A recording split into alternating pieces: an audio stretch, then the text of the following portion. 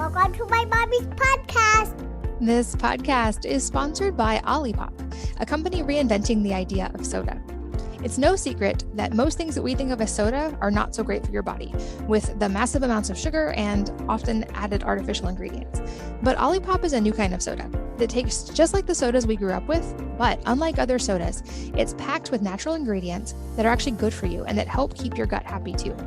They have delicious, nostalgic flavors like vintage cola, classic root beer, orange squeeze, cherry vanilla, and strawberry vanilla. Strawberry is my current favorite, but I really enjoy all of their flavors. And they use functional ingredients that combine the benefits of prebiotics, plant fibers, and botanicals to support the microbiome and to benefit digestive health. There's also a massive difference in the sugar content. Their vintage cola has just 2 grams of sugar, compared to a regular cola that has 39 grams of sugar.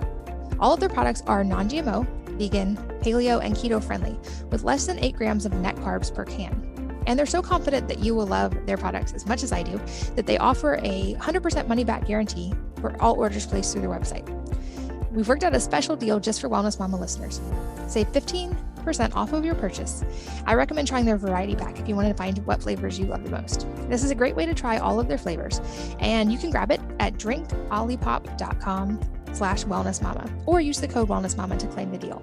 That's drinkolipop.com/wellnessmama. And you can also find them in many stores, including Kroger, Whole Foods, and Sprouts. This episode is sponsored by Levels Continuous Glucose Monitors. I have been experimenting with this continuous glucose monitoring system for the past few months, and I've learned so much personalized data about my body's own response to different foods, even to workouts, to sauna, and to when I don't get enough sleep. I've been using Levels, and this has made a significant difference in the way I track my glucose data, and especially as it relates to diet and fitness. Levels is cool because in addition to providing you with the continuous glucose monitor sensors, their app interprets your data, scores your individual meals, and allows you to run experiments across different inputs like diet, exercise, or even fasting protocols. They're backed by a world-class team, including Stanford-trained MD, top engineers from SpaceX and Google, and a research team that includes legends in the space like Dr. Dominic D'Agostino and Dr. David Perlmutter, both who have been guests on this podcast before. Health is so personalized, and this has given me a way to know the best foods for my own body, and it's helping me get enough protein and carbs while still maintaining weight loss. Levels is currently running a closed beta program with a waitlist of 100,000 people, but as a listener, you can skip that line and join Levels today by going to levels.link/wellnessmama. So again, make sure to get the link right. It's levels.link/wellnessmama. All one word. Hello, and welcome to the Wellness Mama podcast.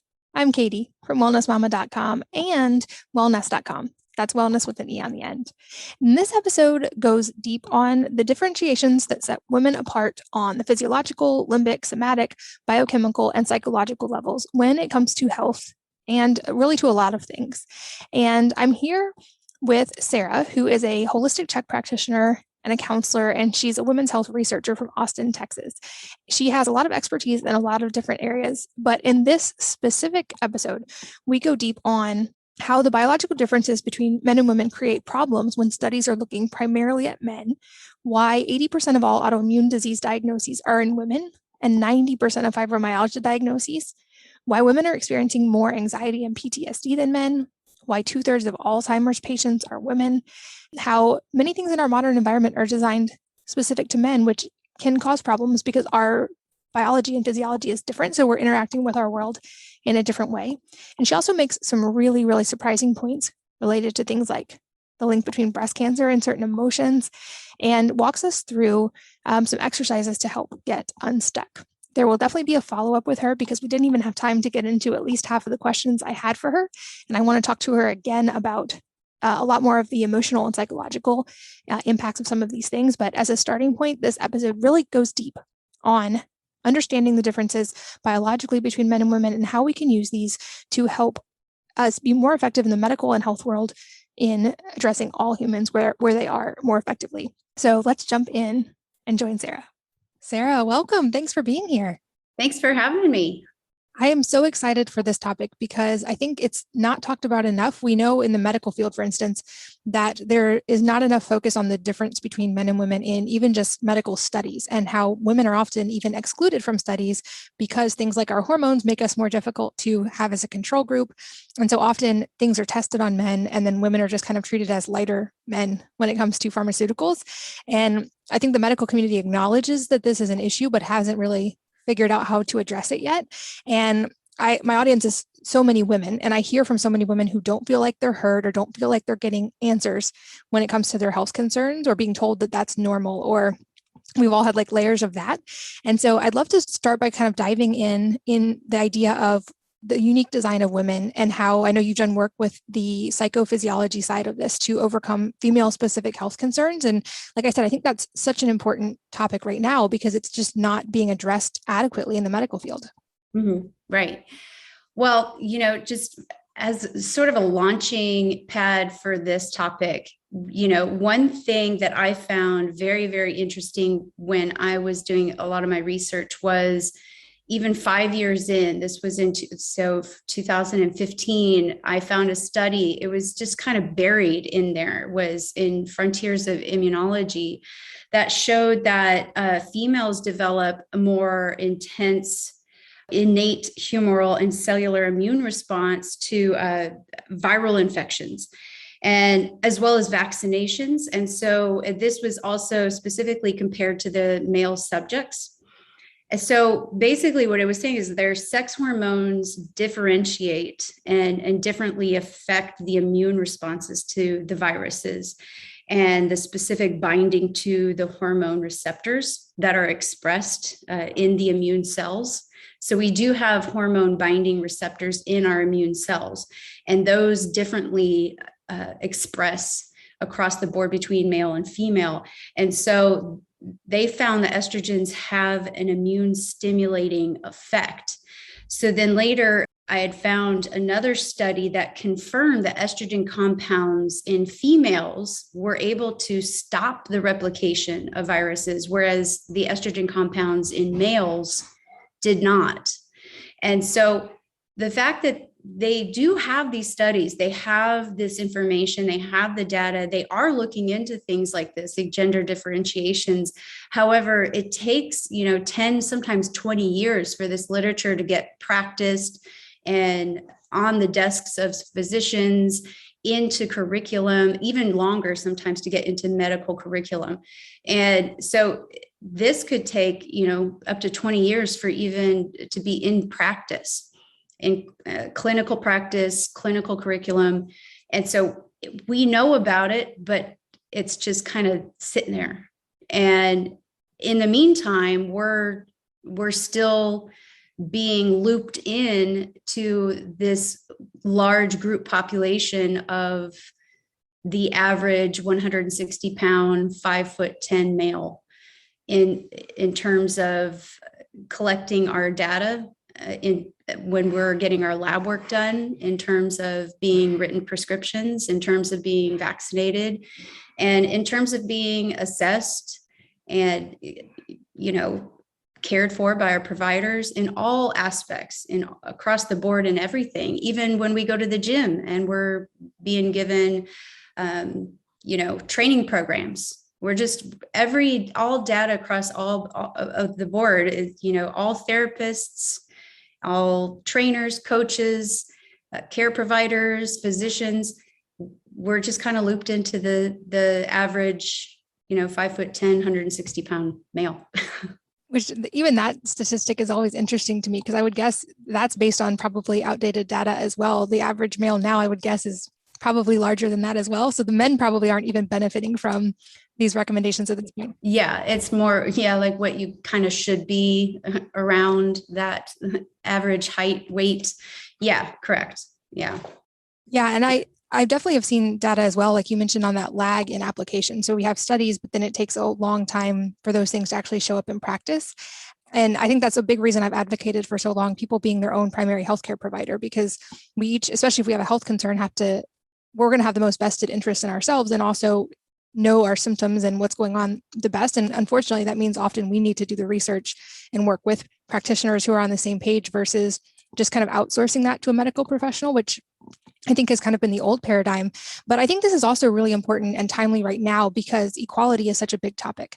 And, everyone is so cautious about making sure that people are receiving equal treatment. But like to your point here, it's not necessarily equal in quality when it's not addressing these actual very real biological factors in women. And so it basically, like to me, is I've always thought equality doesn't mean the same. It should mean the same level of care.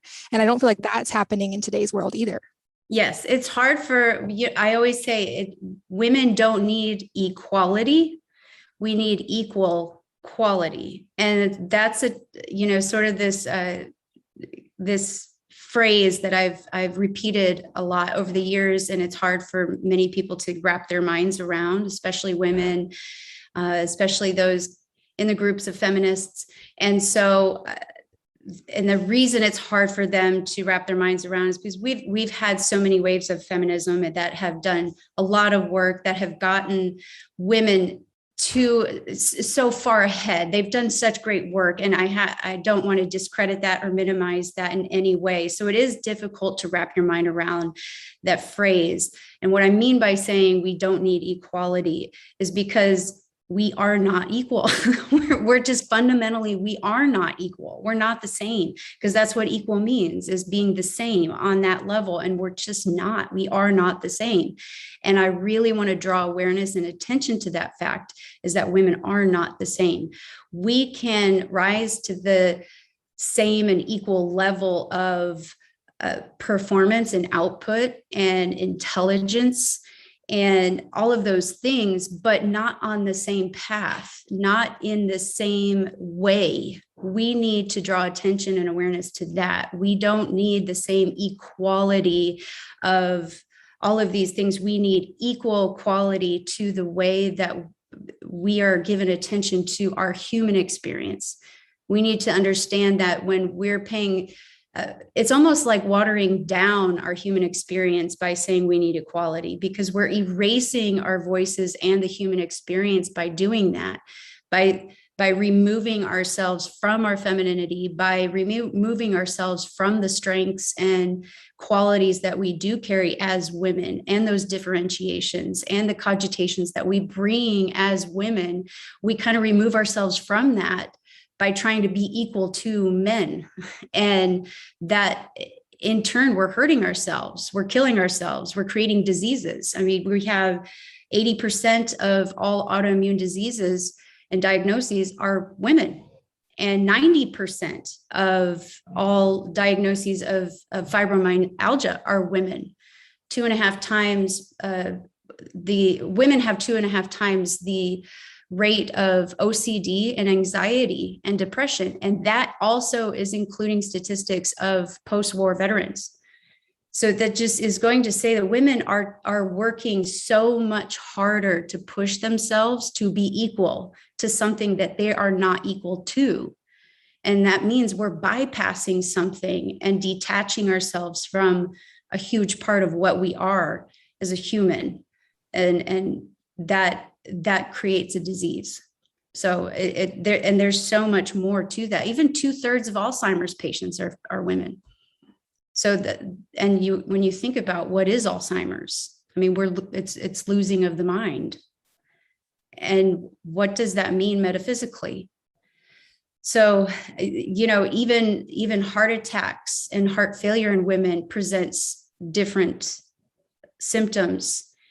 And that gets overlooked because a lot of time women going into the ER or into the hospital with heart attacks get misdiagnosed with anxiety disorders, because even still today, there's the stigma on women that we're just mentally, emotionally, something's wrong, instead of looking at us physically, because it is in the literature, it is in the curriculum that there are different symptoms for a heart attack in a woman, but we still have this social cultural stigma on women that, despite knowing that there are different symptoms for a female heart attack, we're still giving them medication for anxiety and sending them on their way and letting them sit in the waiting room, right, while they die of a heart attack.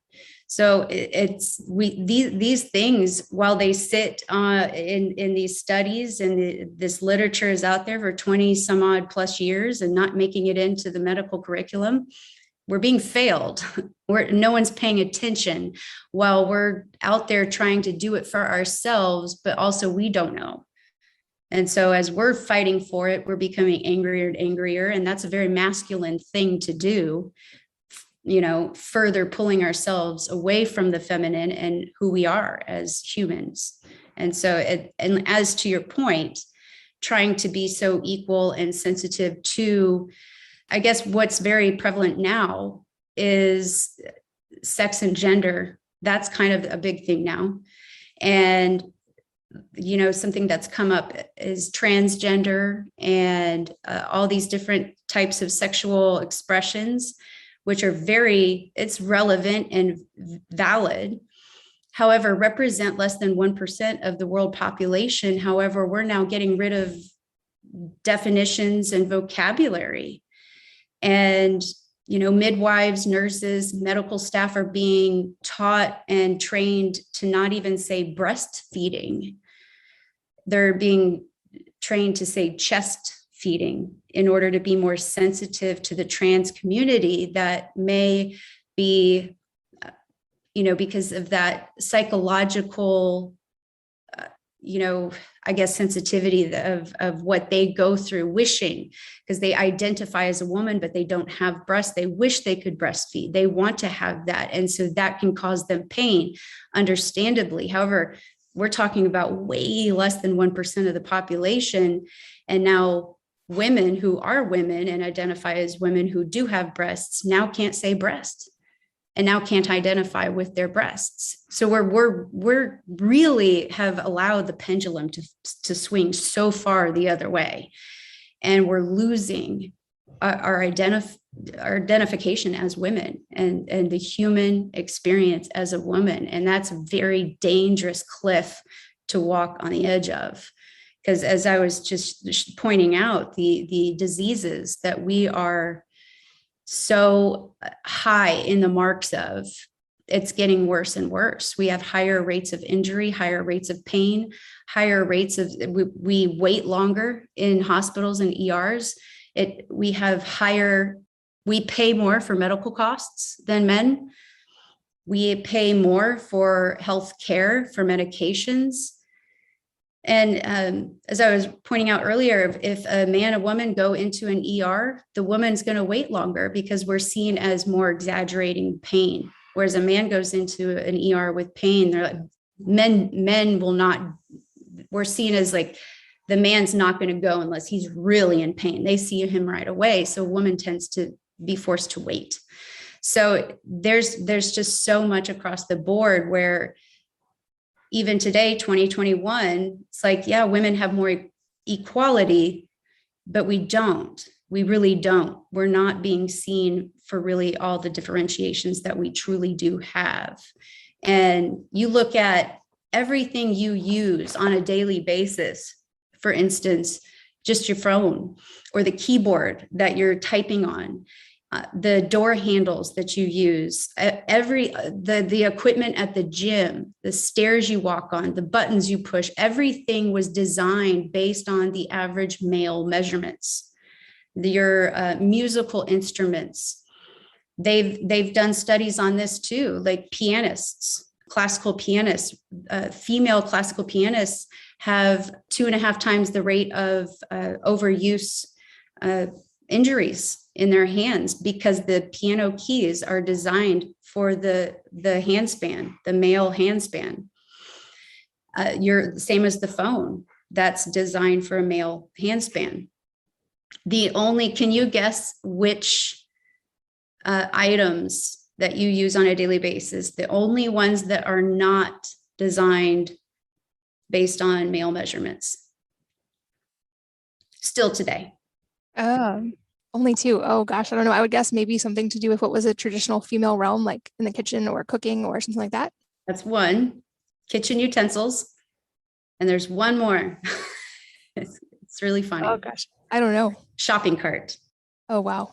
Yeah. So the height of the shopping cart and the handle is based on a female height and hand measurements. So yeah, still today.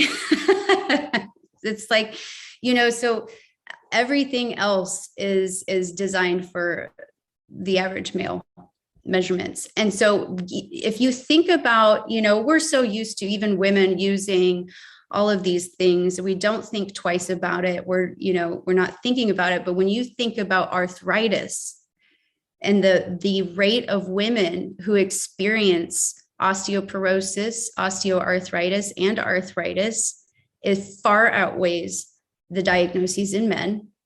And you wonder, I've looked for the studies. There's not too many studies that associate or even look to the fact that maybe that has something to do with the long-term chronic overuse of everyday, everything use of products and equipment and just tools, everything that are designed for measurements that are beyond the scope of what fits us.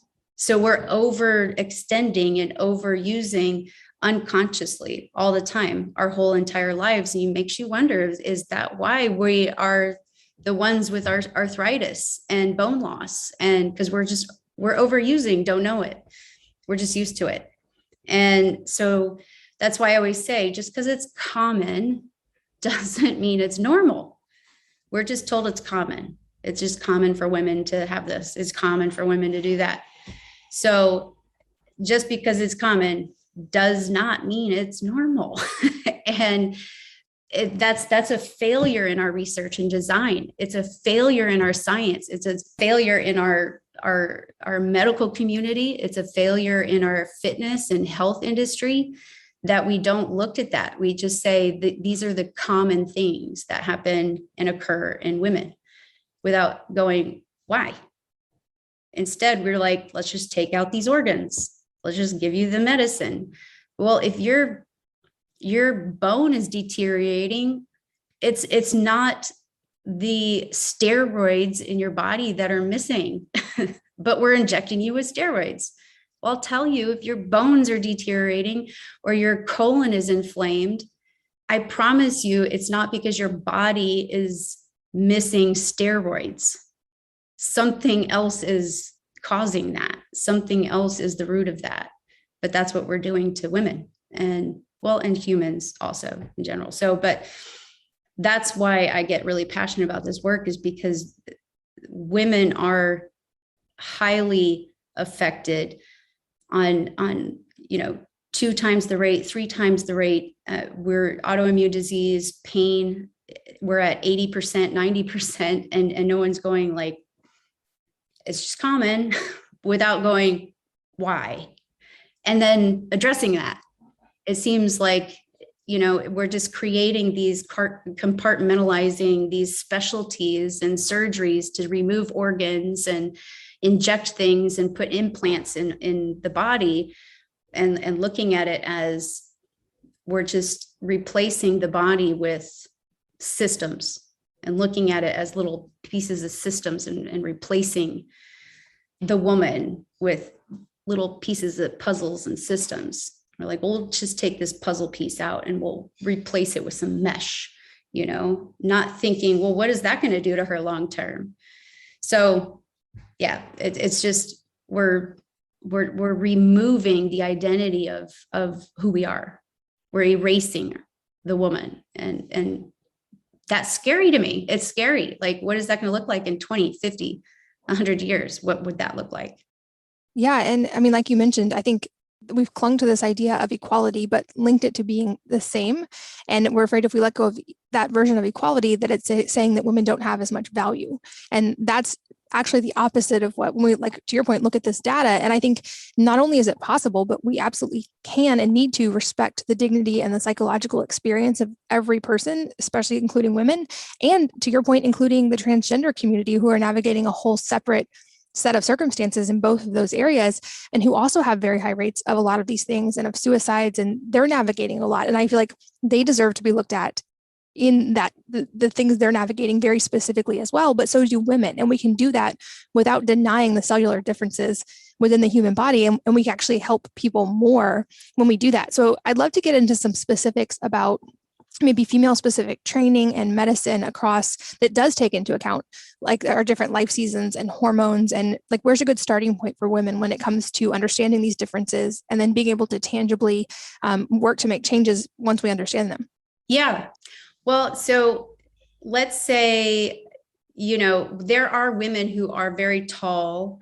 There are women who have, let's just say even culturally, depending on your ethnic background. And that's even becoming more narrowed to, say 30, even 40 years ago, you could study different ethnicities a bit easier, but now there's just a lot more mixed in there. However, if you have certain ethnicities, there are women who tend to have more fast twitch muscle fibers, like more higher percent than other women. But across the board, on average, let's say women have roughly 50% smaller type 2, like the fast twitch muscle fibers than men, or the composition of it. And about roughly on average across the board, 30% smaller type 1, which is the slow twitch muscle fiber composition. So this is another, I would say, hot topic, because we're again talking about trans community and, trans women getting into female sports. And that is something that really doesn't change. When a man becomes a woman, you can take the hormones, you can do the surgeries, but you cannot change the muscle fiber composition. So that creates a higher advantage. So there's a differentiation there, because a trans woman competing against other women, these other women on average are going to have 30% smaller slow twitch muscle fiber composition and 50% smaller fast twitch muscle fiber composition. So there's going to be a disadvantage no matter how many hormones you've taken to transition, no matter how many surgeries you've taken to transition, and how much you try to be equal on that playing field with other women. And so you have to look at some of these things. Again, it's nature. No matter how much you try to fool nature, nature's going to have the last laugh there. So another one is, again, women are generally shorter in height. We have narrower shoulders. You can't chisel those off or, make your shoulders wider. We are built that way because we have longer torsos for reproduction. Longer torsos allow us to carry a child. That is by human design. That is natural design. So men have shorter torsos because they don't need them. We do. So the reason women have the more narrow shoulders and the longer torsos, it's to help us stay upright when we become pregnant. It helps us kind of stay there. And then we have the smaller waist and core angle, again, by design.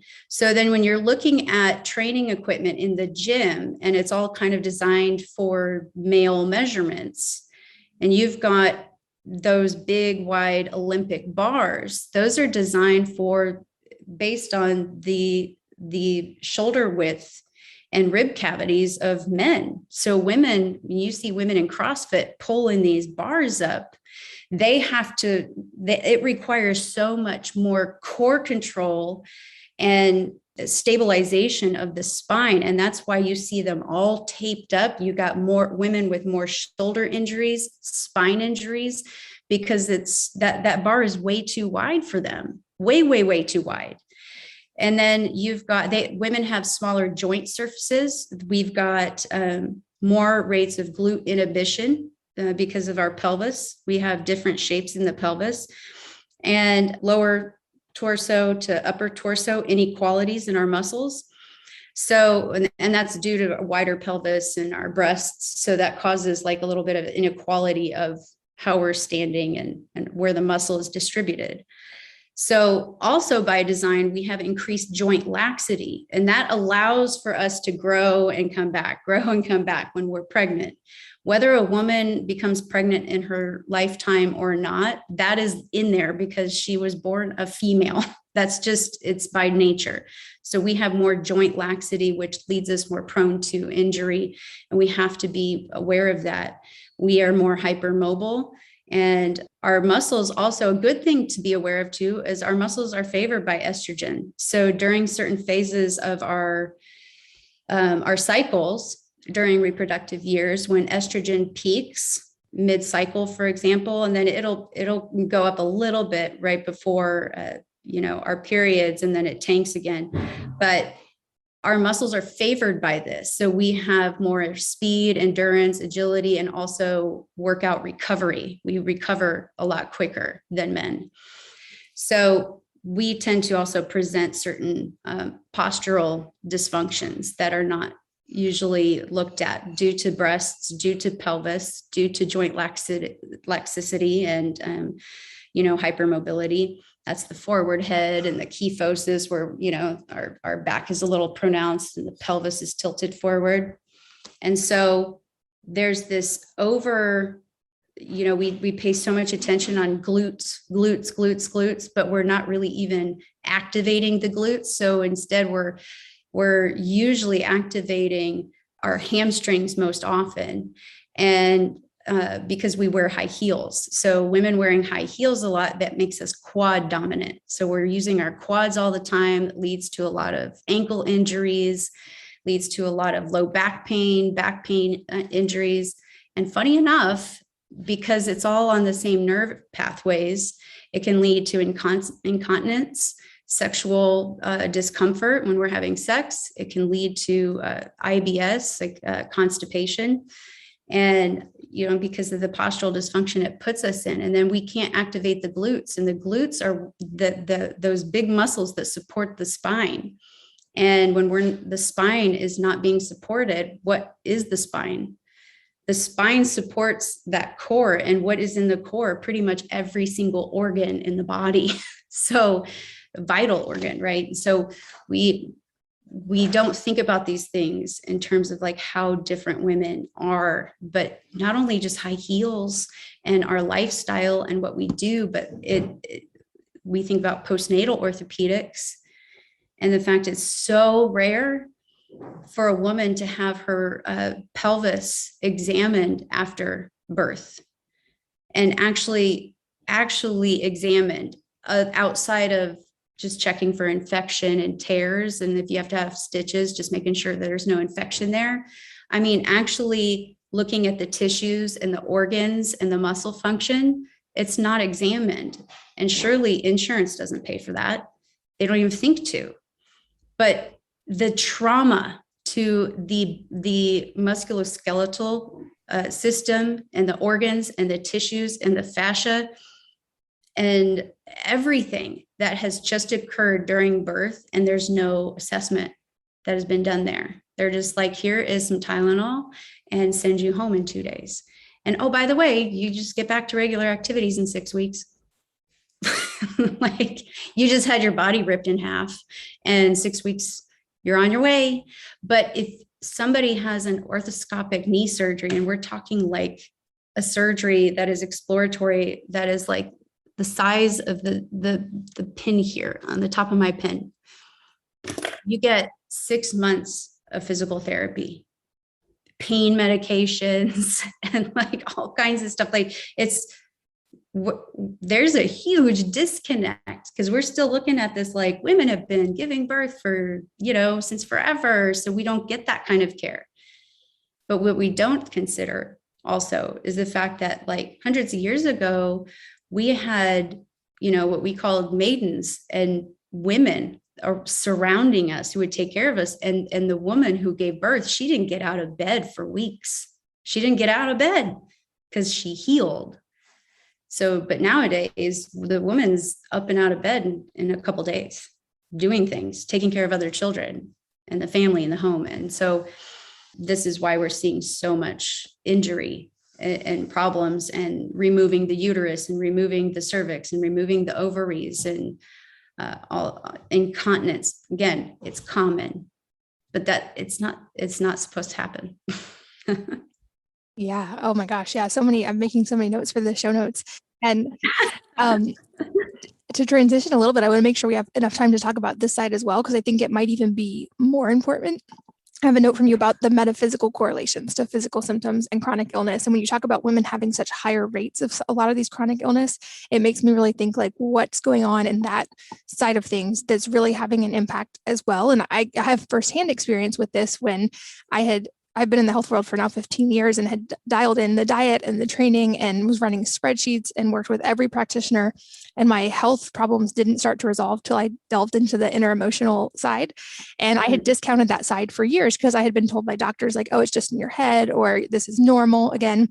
And so I think that's a really important thing that's finally starting to be talked about, but certainly not well understood at all. So can you kind of give us an overview, and then we'll go deeper from there about that more metaphysical side and how that relates, especially with women? Yeah. Like I was pointing out earlier, the more we remove ourselves from the feminine and from being the woman, from the human experience of being a woman, to, for lack of better words, but also this is so accurate, to masculate ourselves. We are overextending ourselves in order to be equal to something that we are not.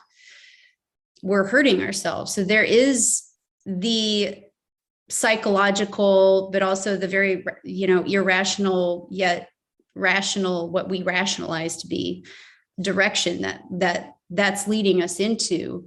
The metaphysical means like the before and beyond, the all around, the unseen, right? The all around is what's happening is the belief is what we're believing needs to be done.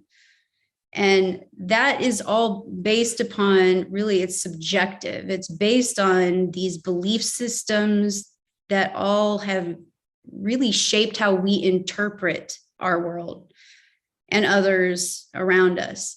Those belief systems can be universal, collective, also familial, like within our family systems, organizational, within our educational systems based on that, and then within our culture, like where we grew up, political and so on and so forth. And then you just mesh all of that in together. And so not one person is the same, but each person may have some similarities. And we look at that and go, women are just really trying to follow this path of what's going on around them. And we're trying. We really are trying. We're trying to make it. And on one hand, we do feel like we're being heard, but only if we do this thing. So then we'll do it louder. And the louder we are, then the more, we get done. Then what happens is others notice that. Others notice, oh, look what happened here with this wave of feminism and the Me Too movement.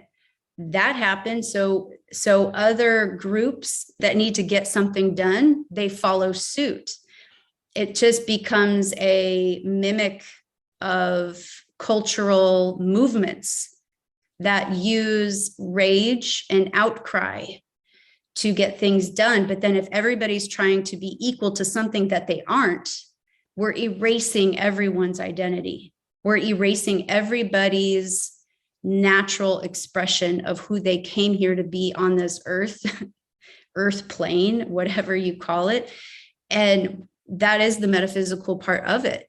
We came here with an originating form, which is our soul. It is our spiritual expression. That is our truth. And you look at a child who is so curious, so excited about life, so excited about learning, excited about stories, excited about, music and dancing and children, other children, and being around people and just soaking up the things. Like, what kind of tree is that? What kind of bird is that? And going to the zoo and seeing the ant. They're just so excited about everything around them. By the time you become an adult, you're just like, ugh.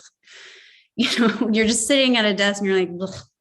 Monday, ugh, and that's what happens over the timeline, and we just lose it. But now imagine being the adult who is that Monday, driving to work, you're in traffic, you're listening to the news, everything on the news is racism and politics and fighting and pandemic and disease and war and bombing and communists this and liberals that and and by the time you get to work, your nervous system is already shot, and you're at a job you really don't like, and you're only doing it because it has good health benefits for the family, and you're working your ass off trying to make all this money to pay for a house you never get to be in. And so your life is just miserable, and you don't look at it as that. You just look at it as you're doing what you got to do, and you're looking forward to the weekend. But by the time you get to the weekend, you're so tired.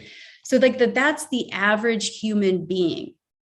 Think of it now, though, as the woman, because on top of that being the average person, and I sympathize with that, just being the man, right? The head of the household. Think of that. Think of the woman. 30% of women are in poverty, and 60% post-divorce are below poverty level. 2/3 of the women in the world, doesn't matter, poverty or married, not married, working mom, not working mom, it doesn't matter. 2/3 of the women do all of the labor, like world labor, like actual housework and actual labor, unpaid labor, I should say. 2/3 of unpaid labor is performed by women, even if they are also doing paid labor work. They're still also doing the unpaid labor. That's 2/3 of women in the world. And so that's on top of that. And then on top of that, we're using tools, equipment, and everything around us designed for men. We're not being cared for based on our differentiations and our all the cogitative variables that need to be addressed. So metaphysically, it's almost unconscious. We don't know what we don't know, but we're forging through it. So there's also this unconscious anger that we don't know why we're angry, but we are, because we're doing everything that we don't know we shouldn't have to do, on top of the things we consciously know we're doing beyond the scope of what we should do. So it's a double bottom, and it's like an accordion, just constantly just pushing on it. And that will create disease. It will create disease when we repress anything. And on top of the subjective belief systems that shape our perception of everything, it's just a big pot, like a big soup. And so I always think of that just in terms of my experience. And I grew up quite privileged. We went through our like ups and downs with poverty, but still I'm white. I was, for the most part, middle class most of the time. And then I look at the minorities, or even in third world countries, the suffrage that these women, that is happening, and we don't think about it or talk about it. It happens. So on a collective consciousness level, we are all still tapped into that as women collectively. And it doesn't get talked about. So even through the Me Too movement, there was a lot of talk about bringing all this awareness to, these big, rich movie producers and these actresses, and all this poor treatment and assault, things going on in hotel rooms. my heart went out to all of the women of color who were probably reading these news stories going, you had a bad date, right? Not to minimize these stories, not to minimize these women, but where's the spotlight on the rates of abuse and rates of domestic violence for immigrants, for African Americans? You didn't even see stories about it during Me Too, not like at all. And so there was a lot of uproar about that. So talk about metaphysical and anger. And then what happened recently, just a year ago, a lot of this racial and immigration stuff came up, and they're mad, they're angry, rightfully so, because we had a lot of white women, very privileged white women, getting the spotlight in news, front of the news, being the victims, and everybody, the whole country, the world's crying for them. And so rightfully so, these women were ignored. And so of course they're going to join in and be very angry when they have the opportunity. So where I'm getting to, long story short, where I'm getting to is there's a pattern. It's a spiral, and it's going to continue to be a pattern. And there's where we see the physical come out of that is when we repress and we don't pay attention to the thoughts and the emotions behind what's going on. I mean, it's not like it goes anywhere. It doesn't go away. It's like if you have a desire for something and you're like, I'll just be disappointed. I'm not gonna, the desire doesn't go anywhere. It just hides. So that energy stays there. And then eventually it manifests in some way that is generally dysfunctional, and it is generally rebellious, but you're going to see it in these patterns within your physical body.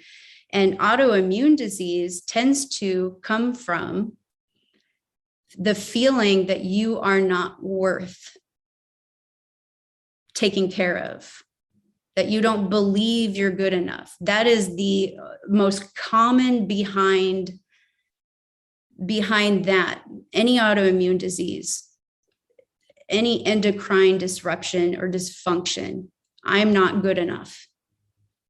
Breast cancer, anything of the breast, it's always self-sacrificial. The rates, there is a study that was done, I think it was late 90s, early 2000s, where they found the rates of breast cancer in correlation to Catholic upbringing was very high. And so it's all about you sacrifice your desire, you sacrifice your authentic, like your truth, what you really want to say, you withhold it all for the sake of keeping the peace, for being good, you don't want to sin, you don't want to, all this, it's all this very sacrificial. And the rates of breast cancer that manifested from that, and it's right there in the heart center, and you're not being true to yourself, to your heart. And so that's all very metaphysical. So when you withhold something, that energy stays there. It doesn't go anywhere. And it's going to infiltrate you physically. And so there was, what was it? It was, what's his name? One of the greatest authors of our time. I'll think of him later because I don't want to waste it. But basically what he was saying is that the human mind cannot be replaced for the system of the nervous system. So the scientist, the physician, studies the nervous system, but ignores the fact that the mind is the gateway to the nervous system. Like without our mind, without our thoughts, we don't incite the emotions and the feelings. That's, the whole limbic system. That's the, hypothalamus and the pituitary gland and that whole nervous system loop that gets provoked. So we study the nervous system and how that provokes and incites the stress responses. But what happens? Like, how does that start? It starts from a thought, which provokes an emotional response. And that starts the whole neurological loop that then will govern everything. Hormones released, your blood pressure, your heart rate, your sweat glands, everything. And we kind of like compartmentalize all these things as like pathologies without even thinking that the thought or the perception or the attitude is what really opened the gate to that. And then we separate all of that. It's all actually just connected. It's one thing. So again, it goes back to the subjective experience of the individual. And I feel like a lot of people listening can probably really resonate with that idea of women carrying much more of, here talked about the emotional and physical responsibility of the household and of children.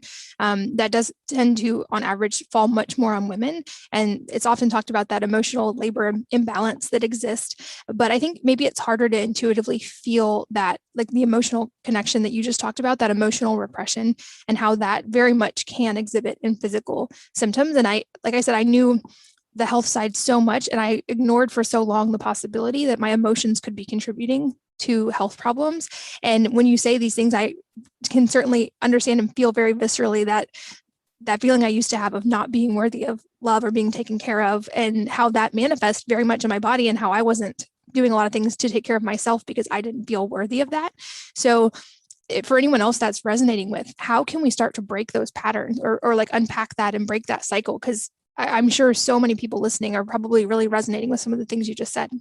Yeah. One place to start is, well, where I always go is this question is, so if the mind and the body are not in the same place, then we know that we're crooked, right? And if our thoughts and our feelings are not in the same place, we know we're crooked.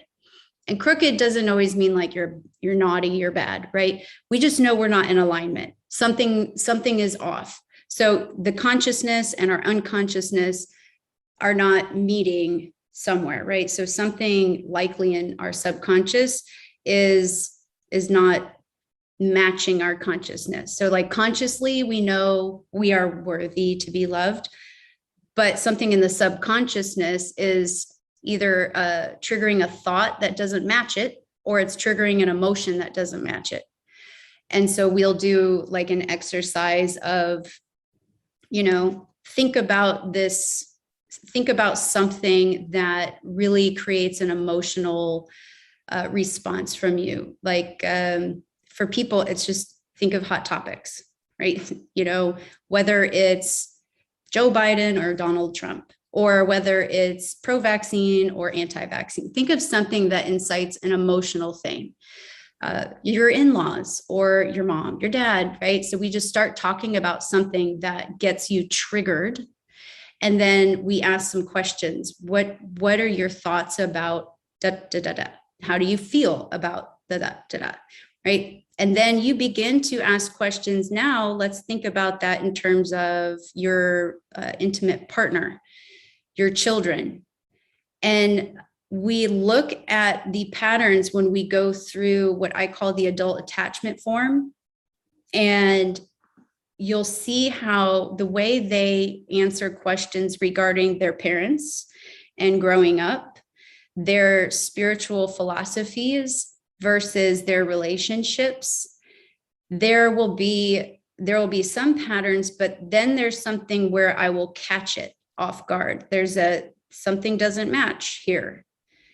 And then we'll go and discuss it. So one thing is this my soul talking, or is this my fear? Is this fear?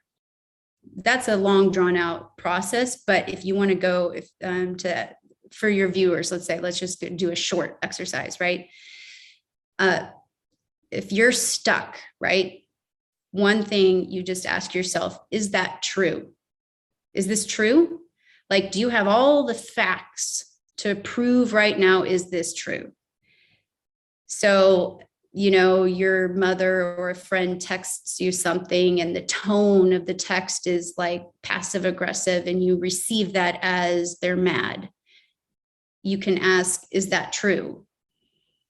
And then the ego may want to say, yeah, that probably true because, right? You start to list reasons because they always respond this way when da da da da da. Then you can ask again, how do you know? Because what else could be true? What could the other truth be? Right? What's the other truth? The other possibility? You flip the coin. The other possibility could be a million things. Maybe they were at a stoplight and they didn't have a lot of time to respond. So it's just like a quick, abrupt, like, blip, and it came across this way and you read into it. Maybe it was, the kids were around and, they're really distracted or they're in a hurry or they're, on a phone call, all these things, right? So what you do is you mirror it back to you. When have you responded to somebody abruptly and potentially they took your response the wrong way? Or maybe you read something that you texted or wrote and you read it back to yourself and you were like, oh, they may take it this way. That's the other truth. That's flipping the coin. And then when you do that, you can ask yourself, when did I first start to think these things? What's behind this thought? What is behind it? So what is really, okay, so they're passive aggressive and they're mad. What is behind you thinking that? Why, what are you gaining from that? Then you ask, okay, well, by assuming, right, that they're probably mad and projecting something onto you, then you are what? You're prepared to defend yourself. You're prepared to think of all the reasons and gather all the things that you may have been perceived wrong or misinterpreted. That way you're ready, right? Preparedness. Now you're prepared. So that could be it. That may be behind that. You need to be prepared. And that could be actually behind you projecting things onto people, that they're upset, that they're angry at you, that they don't like you, that they don't want to hang out with you, all the things, right? So this preparedness. Now, what do you need to be prepared for? Then you ask yourself that. What am I trying to be prepared for?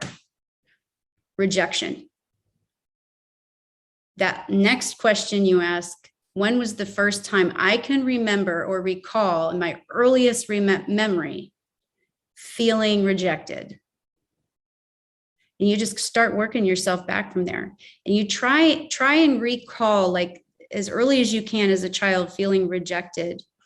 And what did you learn from that experience? And this is what I teach my clients to do, is just really sit with that child, yourself as a child, and be with that child in that moment when you felt so rejected. What were your thoughts? What were you feeling? What did you learn about that experience? Because that became your inner dialogue. That became your programming. So you learned from that moment to not feel that way again. You don't want to feel that way again. So therefore, you're reading into things all the time. You're now looking for the clues. And so if you are walking around with a guard and a shield up all the time, everything's going to look like a weapon. So what if you put down the guard and the shield? What would the world look like? And also, would you be aware of the fact that maybe through all of that, in the process of all of that, you may have been rejecting a lot of people? So that's where we see the mirror. And by fearing rejection, that is the paradox. by being so afraid of rejection and abandonment, we in turn reject a lot of people, because all the good intentions that may not be the way we want to receive it, we'll have a response that maybe others are not expecting. And then they feel rejected and confused. And therefore, we're rejecting ourselves. So in that whole process of not wanting to be rejected, we are rejecting and abandoning ourselves over and over and over again. And that is, it just basically means that we are the ones victimizing ourselves. We are the ones that are not loving ourselves. And when we do that, again, going back to the nervous system, the thoughts are creating this, if we want to get sciencey and talk about biology, that's what happens. It creates this neurological loop that starts to govern everything in our bodies. And we may not be aware of it. We may not be feeling it. But let's go back to women again, on a hormonal and say on a level of our endocrine systems, we pump out cortisol over a 24-hour period. When we are exposed to a stimulus, our cortisol levels are 2 to 3 times higher over a 24-hour period. We are still pumping cortisol out after a stimulus, whether it is fear, whether it is grief, whether it is sadness, whatever the stimulus is. Through that HPA axis, when we have that perceptive stimuli, we're still pumping cortisol after 24 hours for that one thing. Now imagine we had 6 stressful stimuli. We're still pumping 24, 48, 72 hours because of that one day where 6 stressful stimulus we were exposed to. Now imagine then we have 3 children and then some tension in the relationship, and we come home from work and the house is a mess and the children are loud. Even that is stressful stimulus. Even though it's this is just common, this is the normal day for a woman, but it's still stimulus. It's still stress. And it's such an unconscious, this happens every day, whatever, this is just my day. But that is the stimulus that is happening unconsciously, and it is pumping cortisol all the time.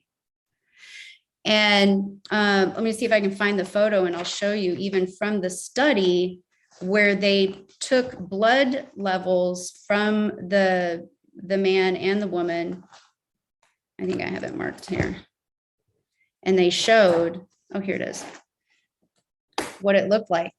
And this is after one stressful stimulus. This is a man, and that's the woman. That's the cortisol being pumped out. And I can send you that photo too, if you'd like to show it. But because higher levels of estrogen are related to a delayed cortisol delivery via the HPA axis related to stress response. Any stress, whether it's good stress, working out, going for walks and pumping, circulation in our systems, lifting weights, whatever, or bad stress, we have a delayed cortisol delivery. And that delayed response also, it prolongs the stress outcome, but also it creates a chronic stress in women that it does not create in men. And it leaves women more prone to chronic fatigue, which can explain the 90% number in fibromyalgia, but also the higher numbers in depression for women. We release also, on top of that, we release higher levels of cortisol and that steroid hormone when we are exposed to stimulus. So that also affects our absorption of certain carbohydrates and minerals such as potassium, calcium, and sodium. So that affects our metabolism of these things and can lead to metabolic issues. Thyroid. It shuts off our inflammatory responses. So that is an immune response, which can also lead to autoimmune diseases. So let's even add more layers to this cake. Psychologically, women have a shorter area between the two sides of our brain. So that area between the left and the right, the neurons don't have to travel as far to get from left to the right. So we can actually control both sides of our brain at the same time. This is also, as they are theorizing, by natural design, because in the beginning of time, right, the men would go off to hunt. The women were left to sort of protect and maintain the caves, the teepees, the families, and the tribes. So this meant, so the women were more peripheral. So controlling the both sides of the brain was very important. It made us more highly intuitive and highly perceptive. We smell better, see better, and sense better. So while we could think logically, reasonably, and communicate, that other side of the brain doesn't shut off. So if we're, chiseling tools and cooking, we also can still have that extrasensory perception and intuit things around us. That's where the term eyes in the back of the head come from. This creates stress because we're not living in a cave in the woods now, where every once in a while we may be worried about a saber-toothed tiger. You think about the world we're living in now, where we're just constantly inundated with stimulus all the time, EMF and noise and children and work all the time, right? Working in our careers, working at home, cleaning, and all the things, parent-teacher meetings and relationship work, all the time. So our brains have tabs open all the time. And then we are also tapped in to the energy fields of our children, our husbands or partners, and the people around us, the collective fields. We are tapped into that. And we're sifting through it all the time. So we're very peripheral. So when you talk about cortisol, our cortisol is always released and at a high level. So when we're, metaphysical issues being related to stress and emotions, like taking care of a woman's mental and emotional wellness has nothing to do with, is she unwell? It has everything to do with supporting a woman on an individual basis based on who she is, her needs, and her authentic voice and what she wants to do. And what is her purpose? What is her truth? What's in her heart? It's not just, she's anxious and she's crazy, or, oh, she's on her period again, or, it's supporting women and their human, just giving a voice to their human experience as an individual, because that in itself is going to help ease and balance and harmonize us, because we have a whole lot of shit going on. And I have a note here as well about a 5x5 formula to mitigate fear and stress. And I wonder, does that relate here as well? Like, what are some of the things we can do to start making that shift? Yeah. So stress that, because again, that can be so early on in my work, I found that working on stress is stressful. That causes it's stressful just to work on your stress. It's like, oh, God, we can't even catch a break because it's just so stressful just to work on our stress. So I try to figure out a way to mitigate this so it isn't stressful to, manage stress. And as a woman, especially if you have children, especially if you have a dream that is outside of being a mom and a wife, right? If you have a dream outside of that, then you have to work even harder to balance yourself and harmonize your health. And so I narrowed it down to, okay, we've got 5 types of stress that we can be aware of. And our body has 5 control systems in which stress will affect it and knock us off our balance. So the 5 types of stress are physical, nutritional, and those are pretty quantitative. Most of us kind of look at those things and go like, oh, okay, yeah. But then there's chemical stress, and that's like in a lot of stuff, like detergents, air fresheners, swimming pools, tap water, like all of that stuff. But also, prescription medications, bug sprays. So I think a lot of us are getting to that like holistic level where we're being more mindful of the chemicals that we're being exposed to, but that's a stress. Now, here's another one, electromagnetic stress. That's we're getting more mindful of that. But now with 5G, it's pretty difficult to mitigate this because now it's a bit everywhere. So we got to look at ways to harmonize the home and our cell phones and our exposure to that by balancing those things out with certain products and things like that.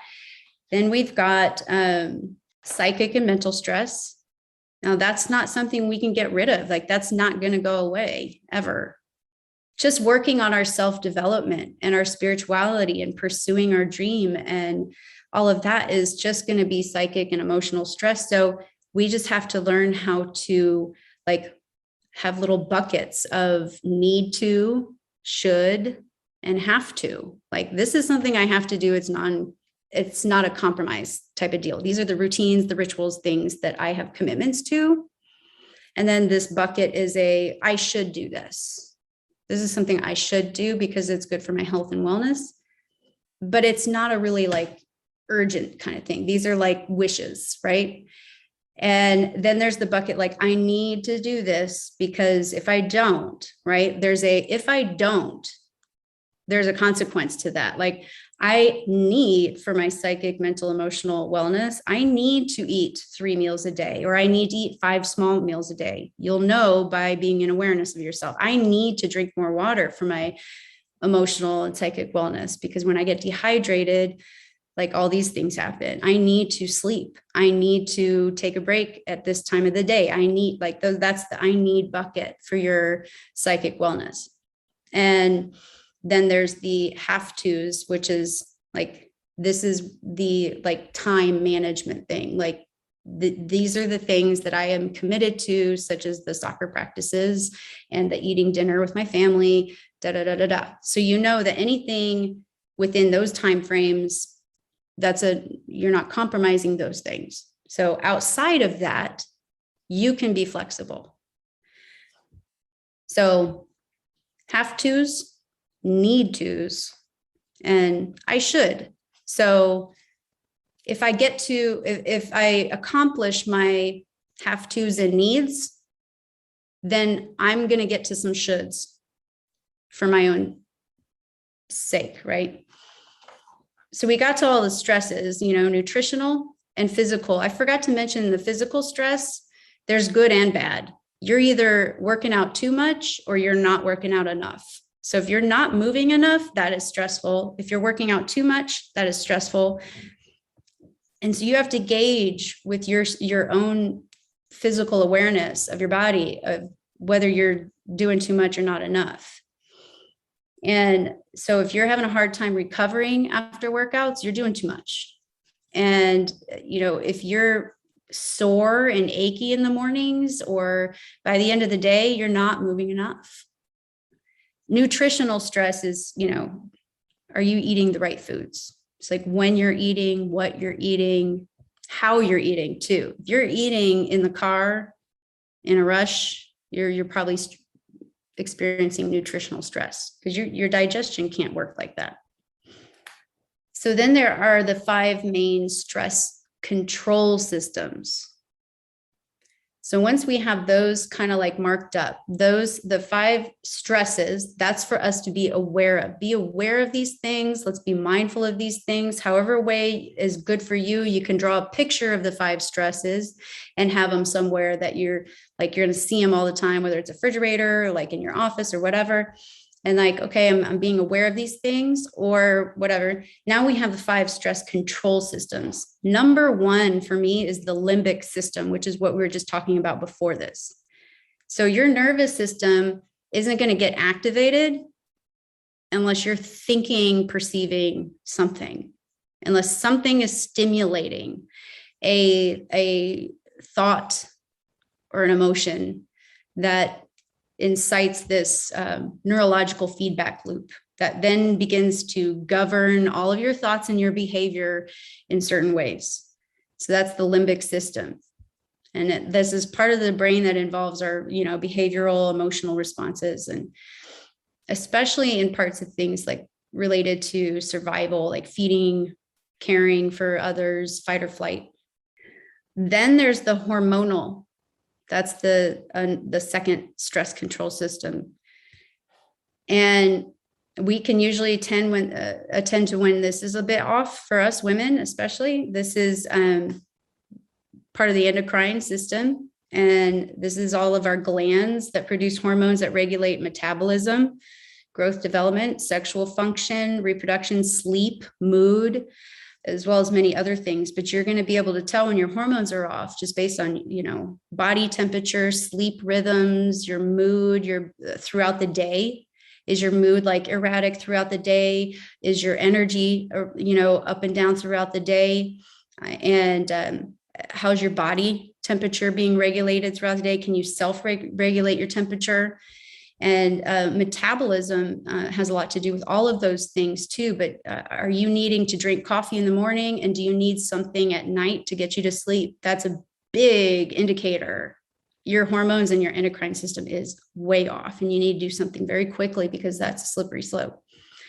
Your visceral system is the third. That's, all your organs working very unconsciously, but intelligently together to maintain homeostasis. So this is the autonomic nervous system. So this is the nervous system that's like basically communicating with all of your organs, and it regulates all of your organs without any conscious thought or effort. So this system just sends signals to each other. So you're going to notice like digestive issues, mostly, right? Ability to concentrate, memory, things like that. The most notable in this system is digestive and elimination. Are you pooping regularly? Is it healthy poop? When you eat, are you feeling gas, bloating, things like that? And so this is the switchboard, the autonomic system. For most women, the side of the switchboard that's on is always the fight or flight. The fourth is the nervous system, central nervous system, peripheral. And as women are very peripheral, that means these are always lit up. And so these are the ones that carry all this, the messages to everybody, all the other systems of the body.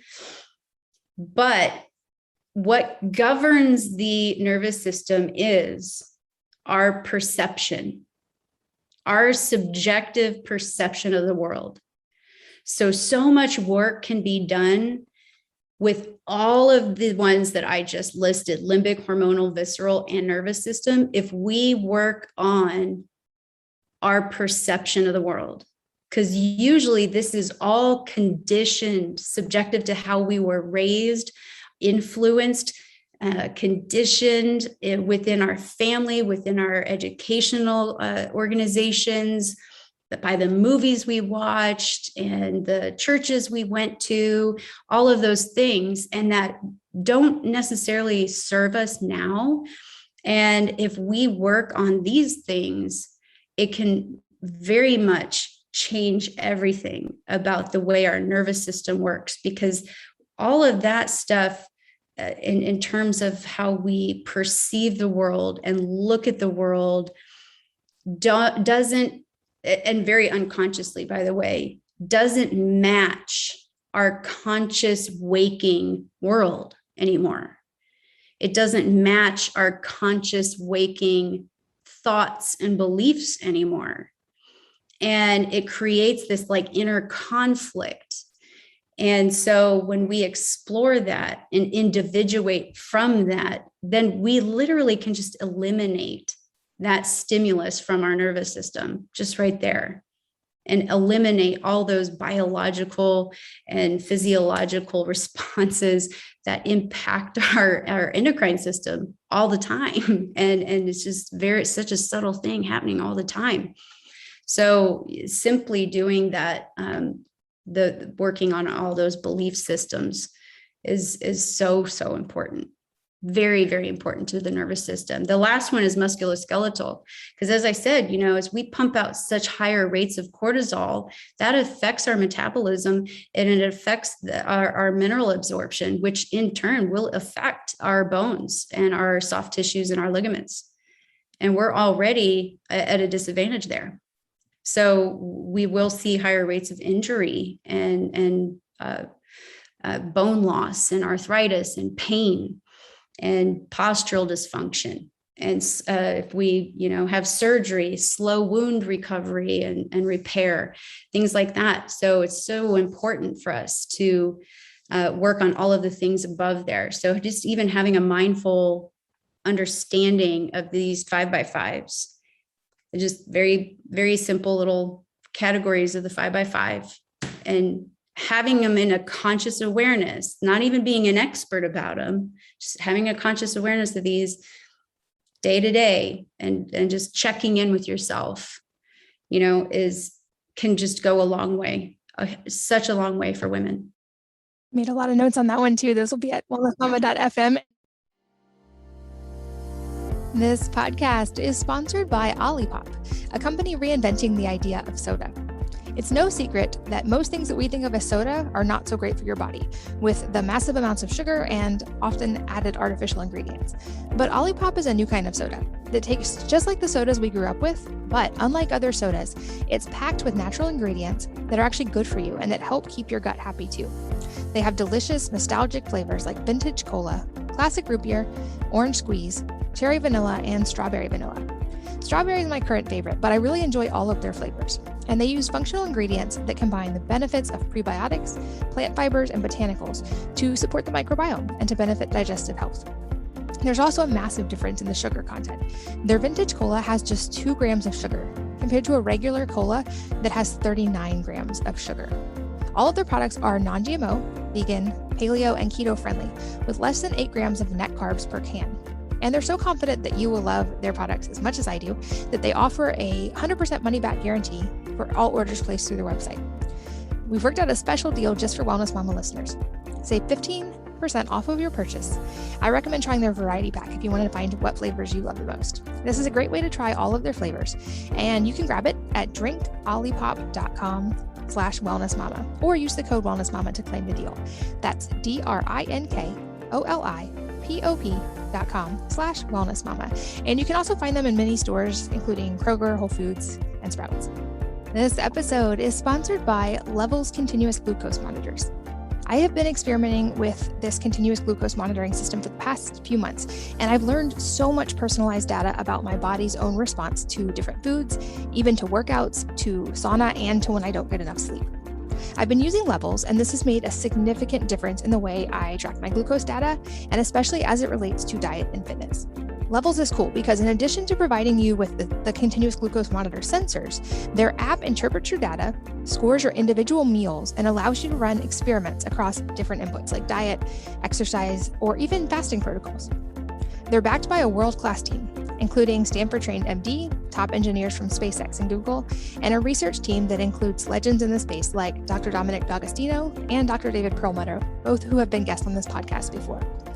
Health is so personalized, and this has given me a way to know the best foods for my own body, and it's helping me get enough protein and carbs while still maintaining weight loss. Levels is currently running a closed beta program with a waitlist of 100,000 people, but as a listener, you can skip that line and join Levels today by going to levels.link/wellnessmama. So again, make sure to get the link right. It's levels.link/wellnessmama. bit.link/wellnessmama, all one word.